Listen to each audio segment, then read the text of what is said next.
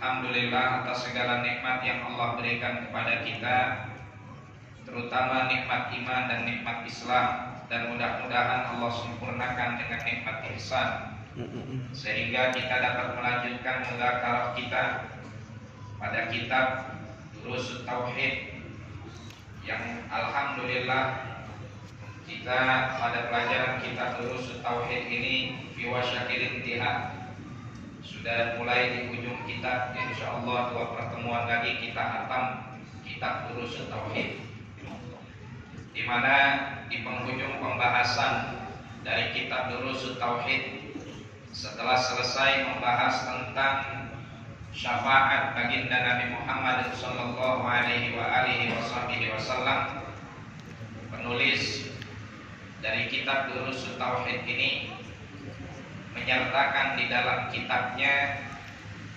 Al-Aqidah Al-Mujmalah, yang mana Al-Aqidah Al-Mujmalah ini adalah sirah atau redaksi dari pelajaran akidah yang diringkas oleh Al-Imam Al-Habib Abdullah bin Alawi bin Muhammad Al-Haddad.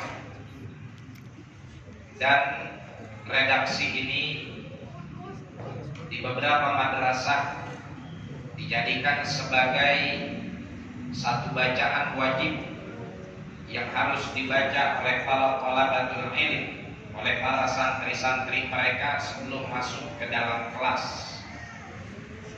Tentu saja berangkat dari hadis baginda Nabi Muhammad sallallahu alaihi wasallam, jadidu imanakum bila ilaha illallah, senantiasa perbaharuilah iman kalian, refreshlah iman kalian dengan memperbanyak membaca la ilaha illallah.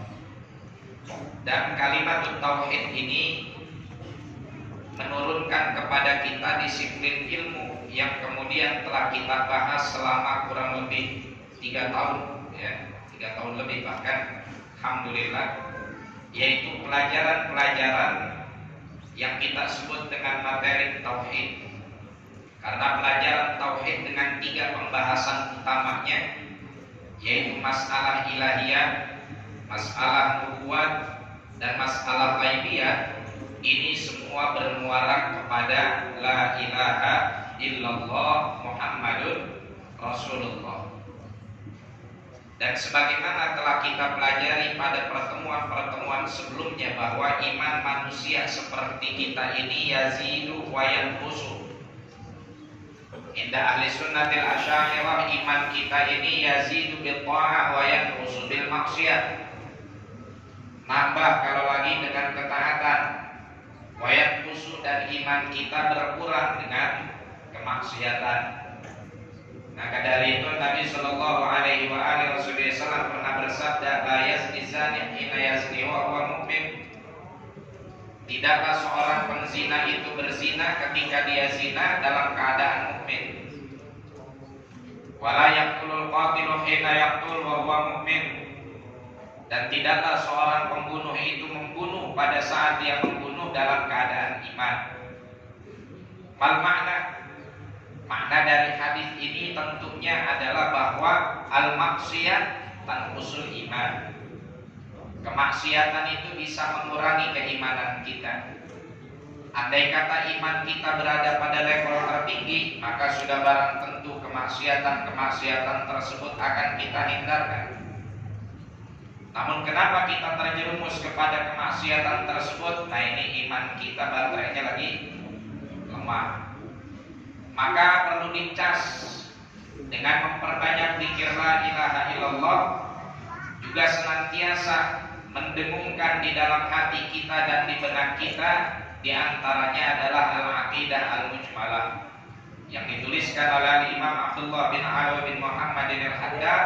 Faqala radhiyallahu ta'ala anhu wa nafa'ana bihi wa ba'du fa inna walhamdulillahi qad radina billahi rabba.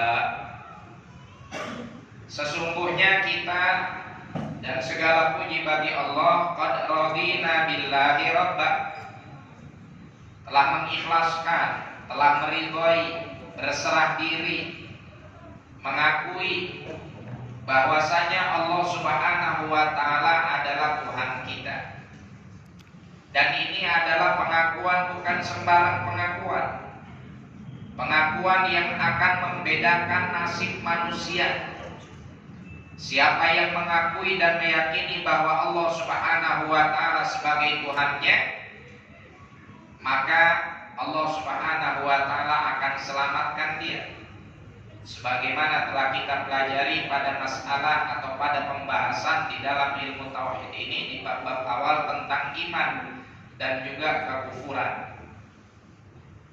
Dan begitu juga mengakui dan meyakini Allah Subhanahu wa taala sebagai Tuhan kita memiliki konsekuensi untuk wabil Islami dinina, dan menjadikan Islam sebagai agama kita.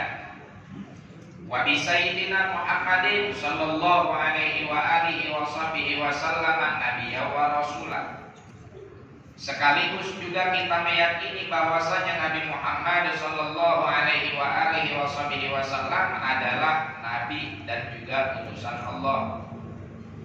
Wa bil Qur'ani imama, dan juga menjadikan Al-Qur'an sebagai imam, pimpinan. Kita yang nurut Al-Quran, bukan Quran yang nurut sama kita. Bukan Quran yang ngikutin maunya kita, tapi kita yang ngikutin maunya Al-Quran.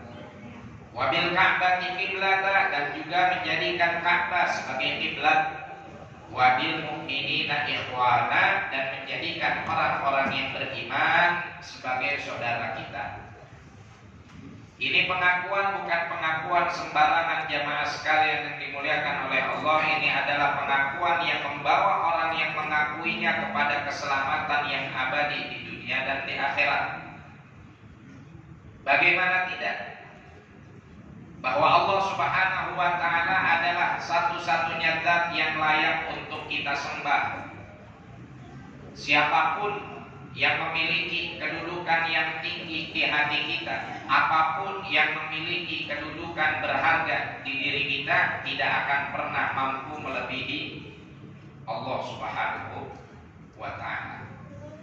Oleh karena itu juga Sayyidina Imam Abdullah bin Ali bin Muhammad al-Haddad mengajarkan kepada kita sebuah doa yang habis sholat, yang mana doa tersebut membantu kita untuk mengeluarkan segala yang ada di dalam hati kita, perkara-perkara yang bisa menghalangi hubungan kita dengan Allah Subhanahu wa ta'ala.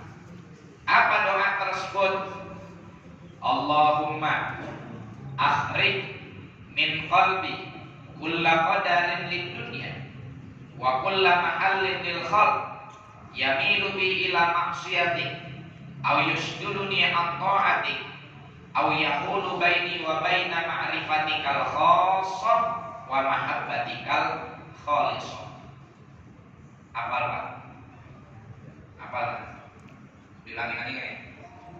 Allahumma, ikutin. Allahumma Allahumma Allahumma Allahumma Allahumma barik lana. itu doa makan. Allahumma akhrij sambil direkam dah yang punya handphone biar ntar diingetin di rumah. Allahumma akhrij min qulubina kulla qadarin lid dunya au mahallin lil khalqi yamilu bina ila maksiatin au yus'iruna an ta'ati au yaqulu bainana wa baina mahabbatika al khassah wa ma'rifatika al khalisah. Pendek itu doa tapi maknanya luar biasa. Ya, udah kerekam dah di HP maksudnya. Kalau di otak nggak usah ditanya. Ya, otak kita isinya tagihan listrik soalnya. Ya, jadi begitu ada